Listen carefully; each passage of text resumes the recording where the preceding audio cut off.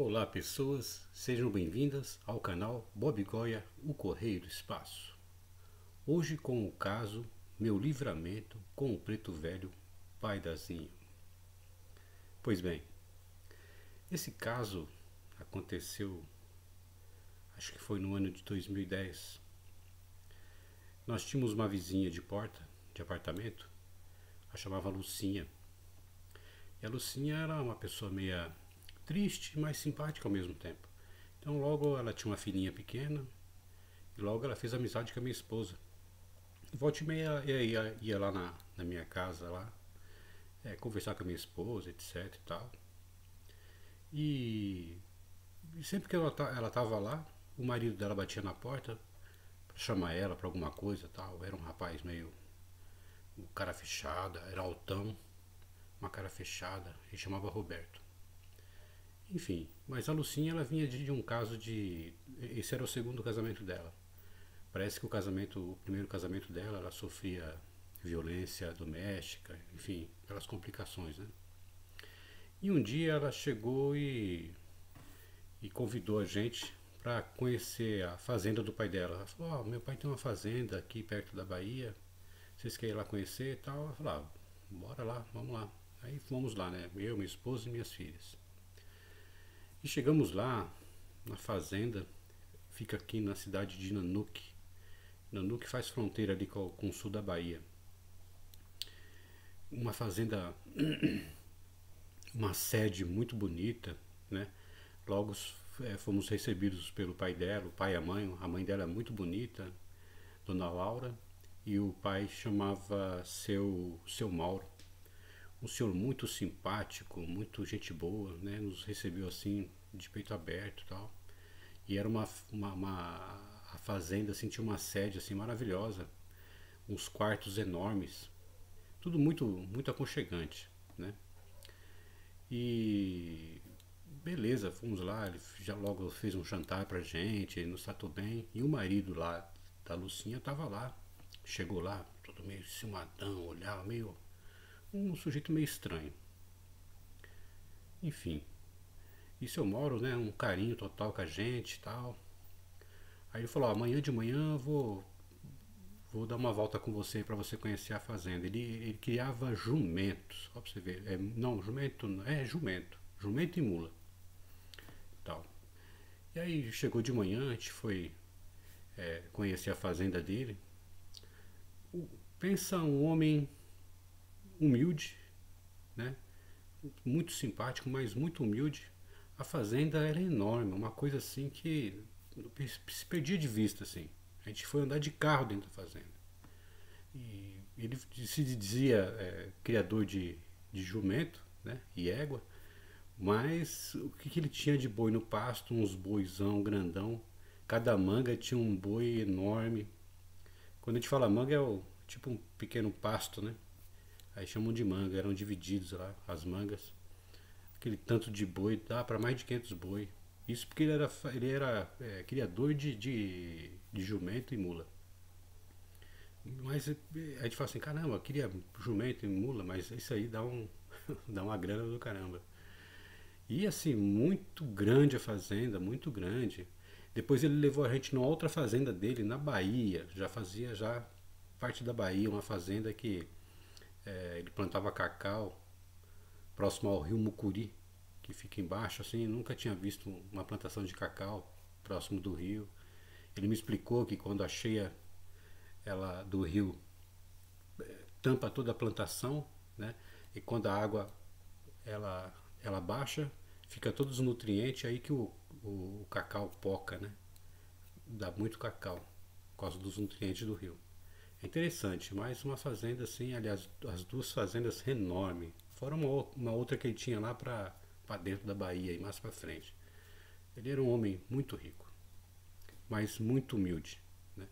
E nesse passeio, ele mostrando, eu falei: nossa, seu Mora, essas terras aqui é tudo do senhor? Ele falou: são nossas. E falava assim, e o rapaz nos acompanhou, o Roberto, né? Eu também tenho uma pequena terra tal. Aí ele olhou pro Roberto e falou: você está começando, né? Ele: tô começando tal. me parece que ele não ia muito assim com a fachada do Roberto, não, o seu Mauro. Mas enfim, eu acho que por causa da filha ter o primeiro casamento ter dado errado, aquelas coisas todas, né? Mas esse Roberto, ele me parecia assim uma pessoa meio ambiciosa, meio ciumenta, ele não era uma pessoa aberta, né? E à noite ia ter lá na cidade de Nanuque, ia ter a feira agropecuária e nós fomos convidados, tal. O seu Mauro tinha lá um espaço lá, um VIP, né? Só os grandões das terras, né? Quando você vai nesses lugares, né? E esse Roberto chegou, você quer beber alguma coisa? Eu falei, não, não quero não, tal. E ele ficou assim, tal, pô, o rapaz não bebe e tal. Eu não tava muito afim, não tinha muita afinidade com ele também não. Tipo, tratava bem, mas ficava assim na minha, né? Ele, aquela granfinagem toda de terras, tal, cavalos. E no outro dia ia ter na fazenda do seu Mauro uma apresentação que ele ia fazer uns leilões. Eu nunca pensei que ia participar de um trem desse, né? E tinha uma arena, pra vocês terem uma ideia, tinha uma arena enorme, tipo como se fosse uma coisa ovalada assim, com as arquibancadas, e você ficava sentado ali e o rapaz vinha apresentando os cavalos, né? E era tipo um leilão. Para vocês terem uma ideia, na época, isso foi em 2010, tinha uma égua que o seu Mauro estava vendendo, ela chamava Branquinha. Uma égua linda. Ela era branca, toda bem tratada, penteada, aquela coisa que o pessoal faz na crina do cavalo, aquelas tranças, tudo. Fazia todas as marchas, né?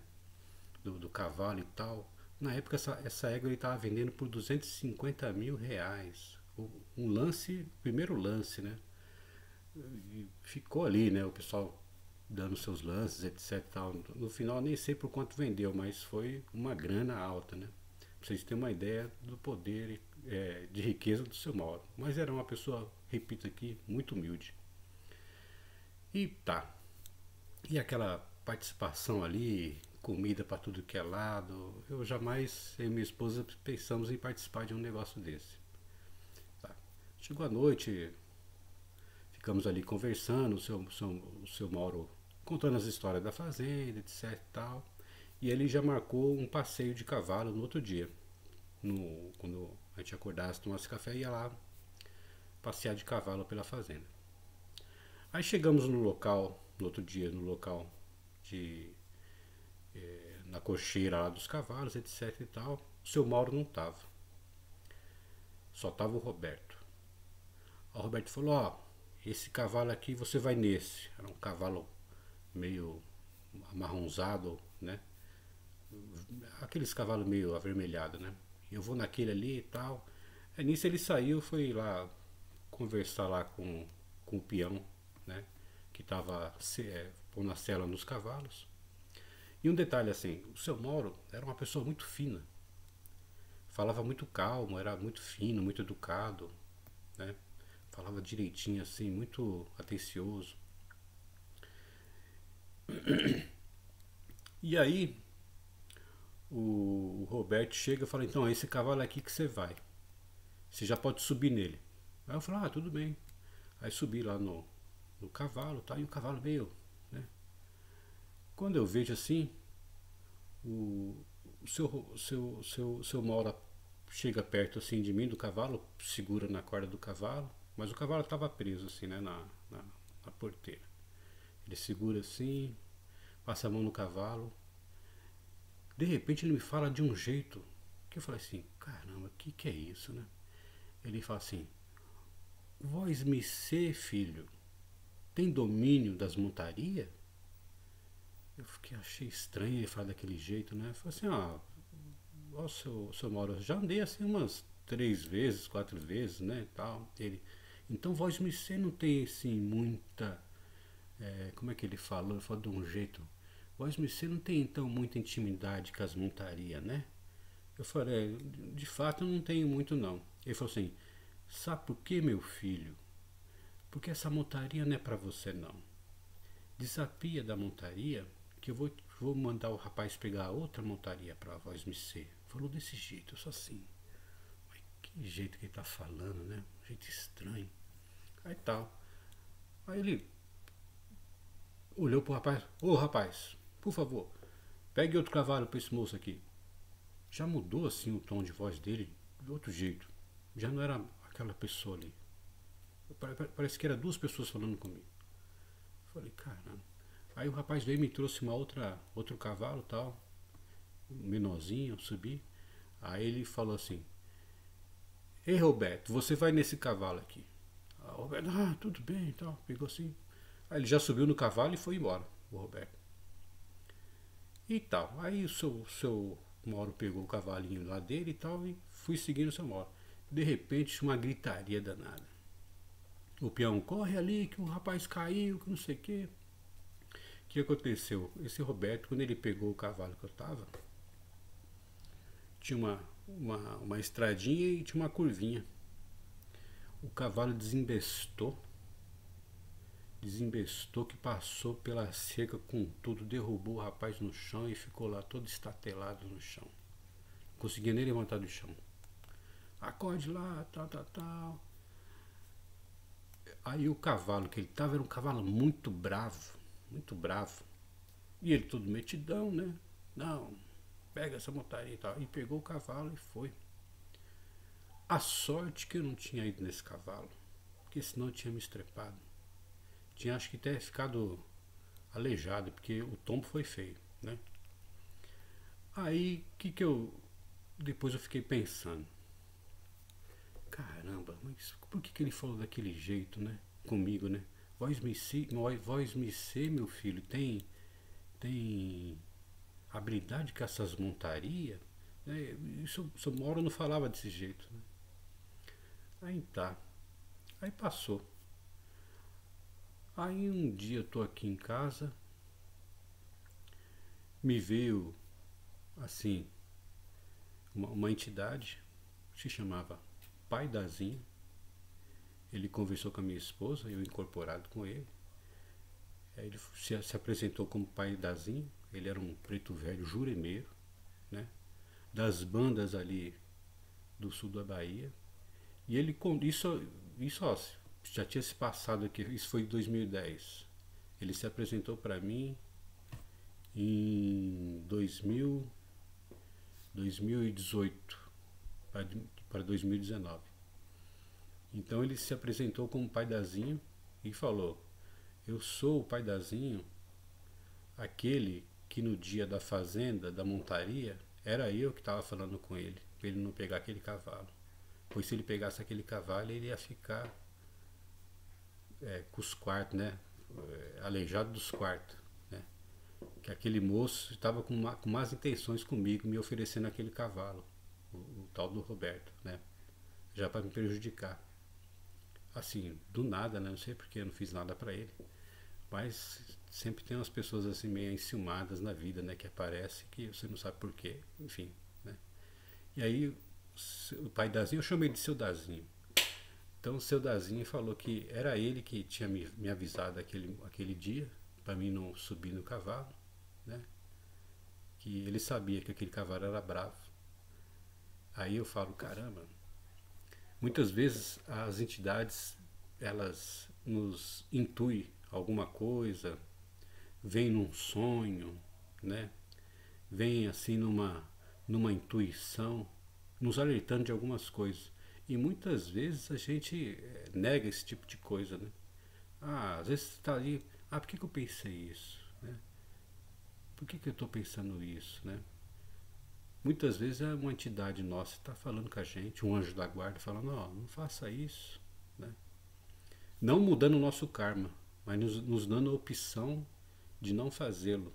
Né? Porque nenhum espírito, nenhum mentor espiritual tem essa autoridade de mudar nosso karma. E se isso acontecer, ele também se prejudica. Ele está está desviando uma coisa que não podia mexer ali. É coisa nossa. Né? Mas nesse caso aí, foi uma proteção, um livramento. Né? Porque o Pai Dazinho viu que o rapaz estava com más intenções, né? Comigo, né? De pegar aquele cavalo e eu poder me machucar. E ele num ato de bondade, de misericórdia, fala assim, não, vou ajudá-lo, não vou deixá-lo se machucar, né? Ele não fez nada pro moço, né? Então muitas vezes as entidades elas nos dão uns toques na vida para a gente ficar esperto, né? Então toda vez que a gente tiver aí uma intuição, um presságio, um sonho, prestemos atenção nisso, pois pode ser um alerta, né, para os nossos caminhos, né, do jeito que a gente caminha na vida. É isso, gente. Eu peço desculpa por demorar a fazer os vídeos, mas a intenção da gente aqui do Correio do Espaço não é ficar jogando um monte de vídeo no YouTube, né? Nossa intenção é contar nossos casos devagar, sem pressa, né? Mas colocar uma sinceridade, né? Um tempo, né, de pensamento, que muitas vezes eu demoro aqui, mas eu estou pensando como é que eu vou contar a história, como vai ser, né? Pra ficar tudo certinho, legalzinho, né? Então é isso. O Pai Dazinho me livrou desse acidente. Tenho muito a agradecer a ele. Um velho juremeiro, né? Que vem dessa linha da Jurema, né? Para quem não sabe, Jurema não é uma umbanda, mas ela faz parte desses ritos afros, né?